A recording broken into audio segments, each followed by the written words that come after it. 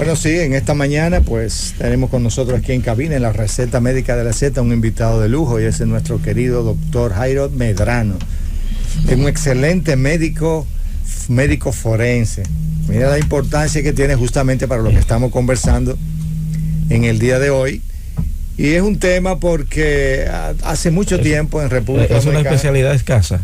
Sí, es una especialidad escasa, no porque... Cotizado el doctor Medrano. No, para nada. Sí, se le dice cotizado, sí. señor. No, eso es muy cierto, Medrano, o sea, así es.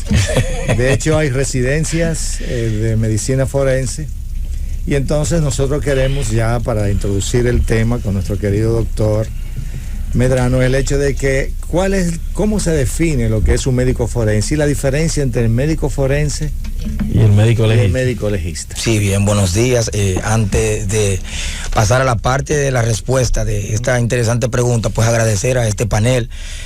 Por segunda vez me invitaron, y yo recuerdo que la primera vez fue exitosa, porque aún terminando la entrevista todavía los demás, los que nos escuchan, o sea, insistían en preguntas que realmente es como usted dice, no es que la especialidad es cotizada, lo que pasa es que es única, porque en nuestro país tenemos una sola, única especialidad en donde pocos residentes se presentan para concursar, porque ya habíamos dicho con respecto a una única escuela, la escuela del Instituto Nacional de Patología, anteriormente, que luego fue renombrado por el nombre del doctor Celio Sarita Valdés.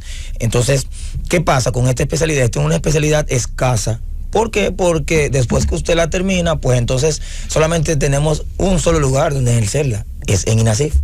¿Por qué? Porque los hospitales, salud pública, no les da la importancia, no les da el carácter necesario, porque cada hospital debería tener un médico forense. Entonces, INASIF, que es avalado por la Procuraduría, pues entonces es la única plaza que los médicos forenses tienen para poder ingresar, e ingresar en ella no es muy fácil, porque usted tiene que pasar por un concurso, por un sinnúmero de situaciones que muchas veces las personas se desesperan porque termina su especialidad y lo que quiere es trabajar. Sí. Usted hace ginecología y obstetricia, usted termina, y lo que Salud Pública lo nombra, pues usted puede buscar un empleo en un centro de salud privado. Sin embargo, nosotros no podemos, porque tenemos el impasse de que tenemos que ser directamente manejados por la justicia, porque somos soporte de la justicia. Okay. Pero si usted va a otros países desarrollados, usted es médico forense. Y la policía. Exactamente. Y de lo poco que hay, escúchame, hay desempleados también. La gran mayoría están desempleados. De mi promoción, nosotros salimos 12 y empleados tenemos como 7, 8. Y a medida que las escuelas van saliendo, pues menos empleo hay. ¿Y por qué? Pero perdona, ¿por qué? ¿Cuál es la razón si se necesita tanto? Porque la Procuraduría entiende que no hay plazas, no crean plazas para que los médicos forenses puedan ejercer la función. Entonces, ahí viene el tema, en que definitivamente sí se necesita, pero no hay plazas. Entonces, la diferencia de médico legista y médico forense, porque a veces vamos a la policía y dicen, el médico legista te va a evaluar, entonces hay un médico legista en cada institución. Hay muchas dudas con respecto a esta especialidad, con respecto a esta diferencia. El médico forense es el médico que es el médico especialista, que va a una escuela y se forma, se gradúa, dura 4 años en una residencia médica, y que se encarga del estudio macroscópico y microscópico del cadáver. Me explico, yo puedo hacer autopsia, pero también puedo realizar lesiones personales, puedo determinar y puedo hacer levantamientos de cadáveres. Sin embargo, un médico legista es aquel médico que está facultado solamente para evaluaciones personales en las fiscalías.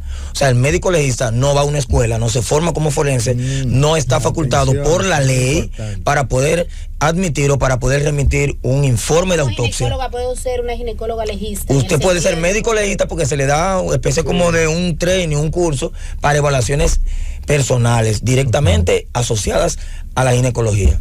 Pero nosotros como forenses tenemos que ir a una escuela. ¿Por qué? Porque nosotros nos enseñan lesiones personales, levantamiento de cadáver, pero también el procedimiento de autopsia.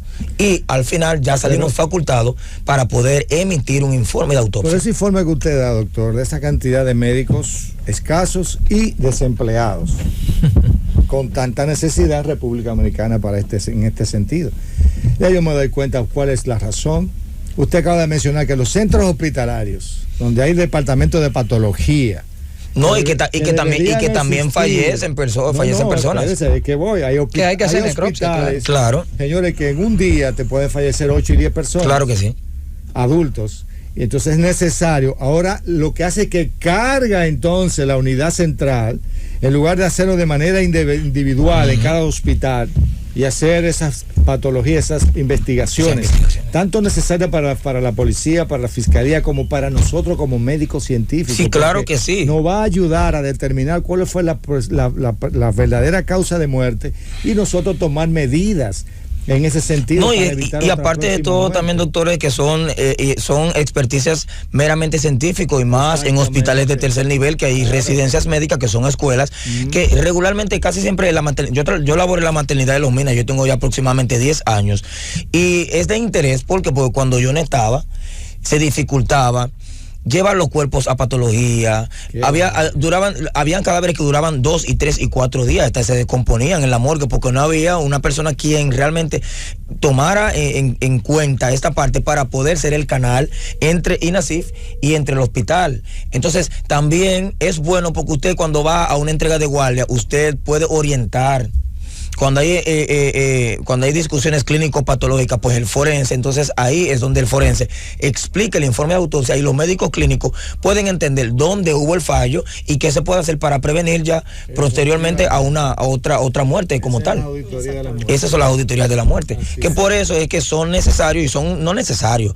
Es obligatorio que Salud Pública nombre médico, y si usted se pone a pasar una revista, un resumen en Santo Domingo, en el Gran Santo Domingo, usted va a los hospitales de primero, segundo, tercer nivel y usted ve pocos forenses porque no están nombrados. Salud Pública entiende que no son necesarios. Sin embargo, el médico forense es la base de toda la ciencia médica, porque al final, si usted va a hacer una auditoría con un paciente, tiene que buscar el médico forense para que audite esa muerte. Entonces, partiendo de que es la base de todas las ciencias médicas, me gustaría que me hable un poquito de la historia de la medicina forense. Bueno, vamos a remontarnos en la historia, en los años aproximadamente los 1800. Nos dice que la medicina forense, el primer experticio médico legal del Nuevo Mundo, fue practicado en la isla española, que éramos mencionado anteriormente con ese nombre, actualmente República Dominicana, por el doctor Álvarez Chanca, a petición del almirante Cristóbal Colón, quien mandó examinar al cacique Guacanagarix, pues le había dejado al cuido del fuerte de la Navidad y le encontró destruido a su llegada. Lo que hicieron un peritaje para poder demostrar que el cacique se había autoinfligido una herida en la mano para asimilar la defensa del mismo fuerte. Como el fuerte estaba destruido, pues entonces él lo que hizo fue que se cubrió para que no lo mataran y él se autoinfligió una herida, y entonces hicieron una experticia y determinaron que fue quien se la provocó. En noviembre, en el año 1572, se le presentó un brote epidémico a la flota del pirata Sir Francis Drake y estaban muriendo poco a poco. Entonces, ¿qué pasó?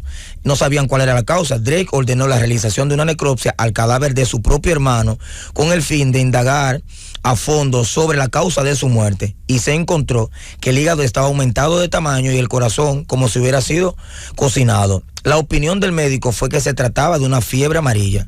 Posteriormente, en el año 1814, el gobernador Carlos Urrutia publica una ordenanza de 57 artículos y en el número 43 decía que los médicos y cirujanos deben de dar aviso a la justicia de los enfermos que al final que padecieran en un mal de contagio, para que con prontitud y eficacia se tomen las providencias correspondientes y así evitar su propagación.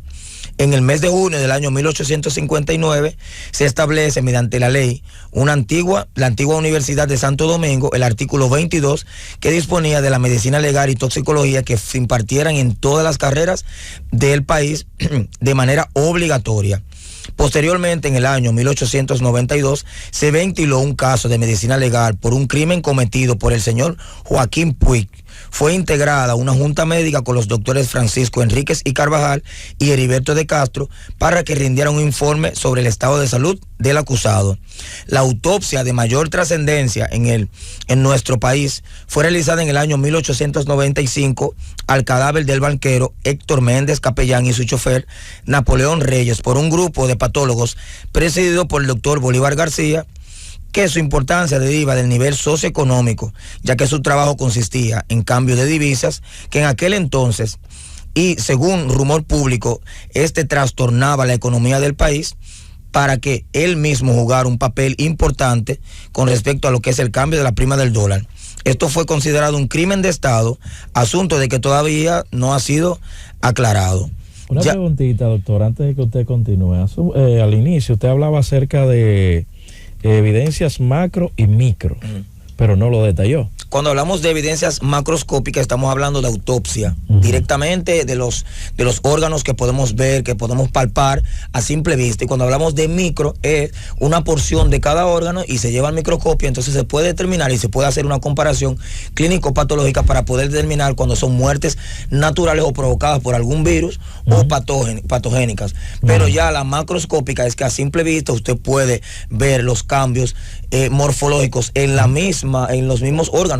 Usted puede ver un cambio de coloración del hígado, puede que sea por una enfermedad patológica o puede ser ya provocado o producido por algo. ¿A qué ustedes se refieren, o la justicia? Porque de hecho mencionaste la parte legal acá. Se contaminó la escena del crimen. Tú sabes que regularmente todas las investigaciones son encabezadas por el Ministerio Público. El procurador fiscal es quien encabeza la investigación conjuntamente con el oficial de homicidio y nosotros que somos que fiscalizamos el cuerpo. Pues entonces el Ministerio Público se encarga de darle seguimiento a ese caso, a perseguir la víctima, que fue quien pudo haber terminado con la vida del victimario.